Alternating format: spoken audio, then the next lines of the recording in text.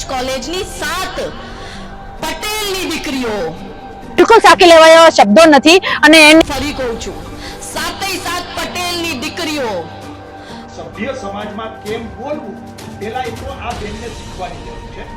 Boyfriend બધા મુસલમાન બનાવ્યા છે ને અંદર બોયફ્રેન્ડ બદલે છે શું કે આવા લોકો જ દરેક સમાજને અલગ અલગ કરે છે અને મોરબીની અંદર આવી કોઈ જ ઘટના બને નથી કે 4 દી આના સાથે હું મજા કરીશ 4 દી તું મજા કરજે પછી બેન છે ને એ રોડ છાપ જે વાત ચાલતી હોય ને એવી વાતો કરે છે. માત્ર સમાજ અને ધર્મના નામે કોઈ મનુષ્ય ફેલાવાની વાતો કરે છે. અંદર બોયફ્રેન્ડ સ્વેપિંગ ચાલે છે ને કડકમાં કડક કાર્યવાહી થવી જોઈએ. સાથે મળીને ઓલા મુસ્લિમ છોકરાઓને 40 લાખ રૂપિયાની 4 વ્હીલર લઈને ગિફ્ટ આપી દીધી. એ જે ભાષા છે એ બિલકુલ ચલાવી લેવાય એવી નથી. જો આ બેન ખૂબ ખાનગીમાં પણ મને તમને અને આ બેન ત્રણની વચ્ચે આપી દે એટલે હું જાહેર જીવન છોડી દઉં. જાહેર જીવન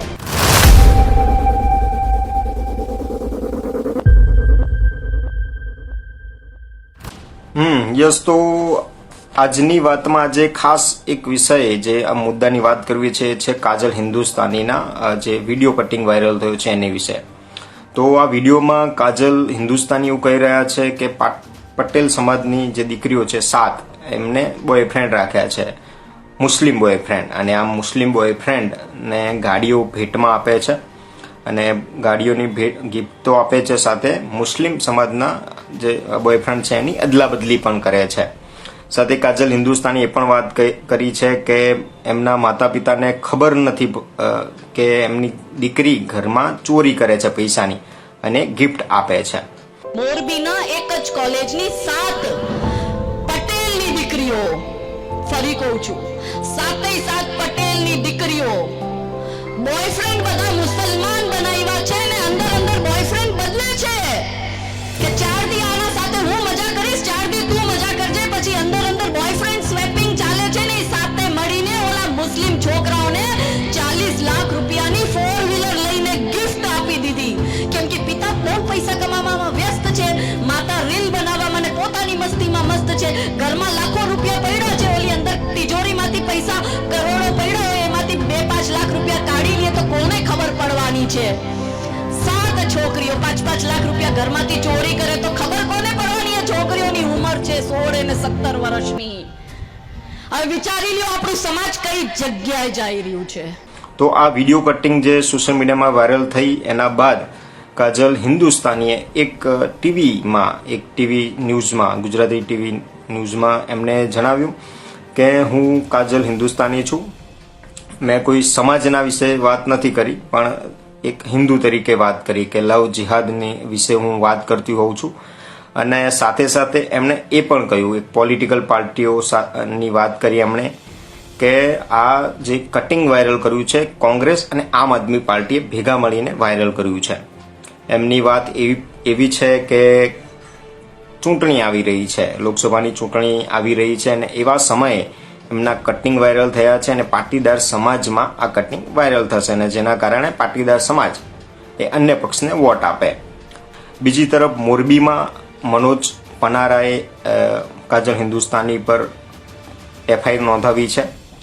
મનોજ પનારાએ એ પણ ટીવી ન્યૂઝમાં કહ્યું કે કાજલ હિન્દુસ્તાનીએ જો આ વાત સાચી હોત તો એમણે એમના માતા પિતાને કહેવી હતી, એના પછી સમાજને કહેવી હતી. જેથી કોઈ પણ તમે લડાઈ લડતા હોય એનો અમને કોઈ વાંધો નથી, તમે લડો, તમે કામ કરો, એની છૂટ છે. વાત એ છે કે મોરબીમાં જે ઘટના બનેલ નથી, ફર્સ્ટ સમજો, મોરબીની અંદર આવી કોઈ જ ઘટના બનેલ નથી. એને તમે સુરતની અંદર જાહેર મંચમાંથી ઉજાગર કરો છો, તમારી મનગઢત કહાની બનાવો છો, તો સસ્તી પ્રસિદ્ધિ કોને જોઈ છે?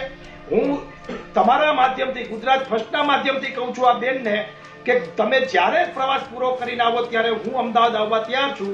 આપણે સામસામી ડિબેટ કરીએ અને આ 7 દીકરીના જો આ બેન પ્રૂફ ખાનગીમાં પણ મને તમને અને આ બેન ત્રણની વચ્ચે આપી દે એટલે હું જાહેર જીવન છોડી દઉં. જાહેર જીવન. અને સાથે સાથે એમણે એ પણ કહ્યું હતું કે પાટીદાર સમાજના આવા કાર્યક્રમોમાં એમને આવું નિવેદન ના આપવું જોઈએ. એમના કાર્યક્રમોમાં મીન્સ કે પાટીદાર સમાજ આયોજન કાર્યક્રમો કરતો હોય છે અને એવા સમયે પાટીદાર સમાજની મીન્સ કે પટેલ સમાજની દીકરી વિશે આવી વાત તો થાય તો સગાઈની પણ એમને વાત કરી છે કે પાટીદાર સમાજની દીકરીઓના જે સગાઈ થતા હોય તો એના ઉપર પણ નેગેટિવ છાપ પડી શકે છે. તો એક પોલિટિકલ મુદ્દાની વાત કરી અને એ પણ થયું કે સૌરાષ્ટ્રના પાટીદારનો સ્નેહ મિલન કાર્યક્રમ હતો અને એમાં આ વાત થઈ હતી. અને મનોજ પનારા કહી રહ્યા છે કે મોરબીનો વિડીયો નથી પણ સુરતનો વિડીયો છે. મનોજ પનારા પાટીદાર નેતા છે અને મોરબીમાં ઘટના બની જ નથી, સુરતમાં આવી ઘટના બની જ છે. અને એમને મનોજ પનારાએ એવી માંગ કરી છે કે જો આ વાત સાચી હોય તો દીકરીઓનું પ્રૂફ આપી દે તો હું જાહેર જીવન છોડી દઈશ. એટલે કે અત્યારે નીચું જોઈને ભાષણ સાંભળવું પડે છે. અત્યારે પાટીદાર સમાજની જે બી મનોજ પનારા જે પાટીદાર અગ્રણી છે, પાટીદાર સમાજના નેતા છે, તેઓ કહી રહ્યા છે કે આવી વાતો અમે નીચું જોઈને ભાષણ સાંભળી રહ્યા છીએ. પાટીદાર સમાજની દીકરીઓ પર ઝેર ઓકી રહ્યા છે કાજલ હિન્દુસ્તાની. મનોજ પનારાએ એ પણ કહ્યું કે આવી વાત જો સાચી હોય તો બંધ મુઠ્ઠીની જેમ આ વાત કરવાની હોય, આમ ઉઘાડે ચોકમાં આવી જાહેર ના કરી દેવાની હોય. સાથે પાટીદાર આયોજકો જ સ્ટેજ આપતા હોય છે અને એમને પણ કહ્યું કે રાજકારણ માટેની આ જગ્યાઓ નથી હોતી, કે અમે 1000 છીએ પાટીદાર સમાજના દીકરાની વાત કરી. અને એમને એ પણ કહ્યું કે જો ચૂંટણીની વાત હોય કે કોઈ પોલિટિકલ વાત હોય તો 2017માં પાટીદાર સમાજે પરચો આપી દીધો હતો. એટલે પોલિટિકલની વાતની એમને ટાળી હતી મનોજ પનારાએ. એટલે એક તરફ પાટીદાર સમાજ અને કાજલ હિન્દુસ્તાની સામસામે આવી ગયા છે. આજ તો અત્યારે ગુજરાતમાં એક તરફ ચૂંટણી છે, એક તરફ કાજલ હિન્દુસ્તાનીનું જે કટિંગ વાયરલ થયું એ પછી પાટીદાર સમાજની નો મીન્સ કે વિરોધ થયો કાજલ હિન્દુસ્તાની પર. તો આ સમય અત્યારે આ સમાચાર ચાલી રહ્યા છે. તો એક મનોજ પનારાએ સાથે એ પણ કહ્યું કે અમે FIR કરી છે, સાથે કાજલબેન માફી માગે આ વિશે, અને અમે જો માફી નહીં માગે તો અમે પિટિશન પણ કરવાના છીએ.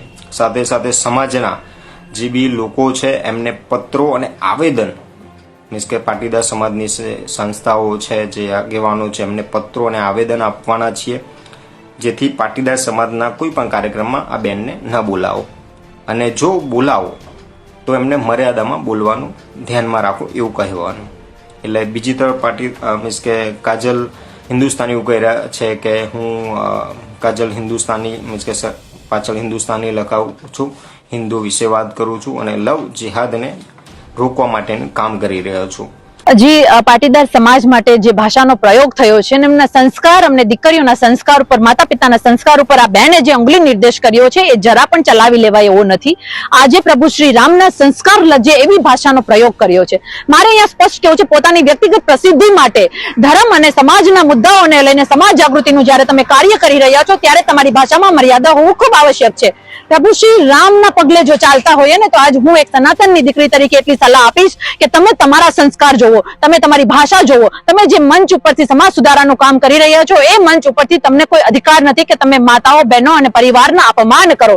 એટલા બિલકુલ સાકી લેવાય એવા શબ્દો નથી, અને એની જે ભાષા છે એ બિલકુલ ચલાવી લેવાય એવી નથી. એના પર કડકમાં કડક કાર્યવાહી થવી જોઈએ. અને મારે એટલું કહેવાનું છે એક દીકરી તરીકે કે તમને કોણે અધિકાર આપ્યો કે તમે કોઈ પણ સમાજની દીકરી ઉપર અંગુલી નિર્દેશ કરો? તમે સાચા હો તો એ પરિવારને મળો, પરિવારના માતા પિતાને મળો, મોભીઓને મળો અને એને સુધારવાનું કામ કરો. જાહેર મંચ ઉપરથી તમારા ભાષણોમાં ભાષણબાજીઓ કરી અને એ સમાજની દીકરીઓ અને એ સમાજના સંસ્કારો ઉપર અંગુલી નિર્દેશ કરી અને તમે સમાજ સુધારવાનું કામ નહીં, તમારી વ્યક્તિ અને સસ્તી પ્રસિદ્ધિ માટેનું કાર્ય કર્યો છો એવું સ્પષ્ટ થાય છે. એટલે હું આ નિવેદનને સખત શબ્દોમાં વખોડું છું અને ખૂબ દુઃખ સાથે કહું છું અને પ્રભુ શ્રી રામના સોગંદ ખાઈને કહું છું કે આવા લોકો જ દરેક સમાજને અલગ અલગ કરે છે અને માત્ર સમાજ અને ધર્મના નામે કોઈ મનુષ્ય ફેલાવવાની વાતો કરે છે. સમાજ સુધારવાનું કામ નથી કરતા અને અત્યારે કોઈ જાહેર મંચ ઉપરથી કોઈની ટીકા ટિપ્પણીઓ કરતા પહેલા પોતાની ભાષાની મર્યાદા ચોક્કસ જોવે.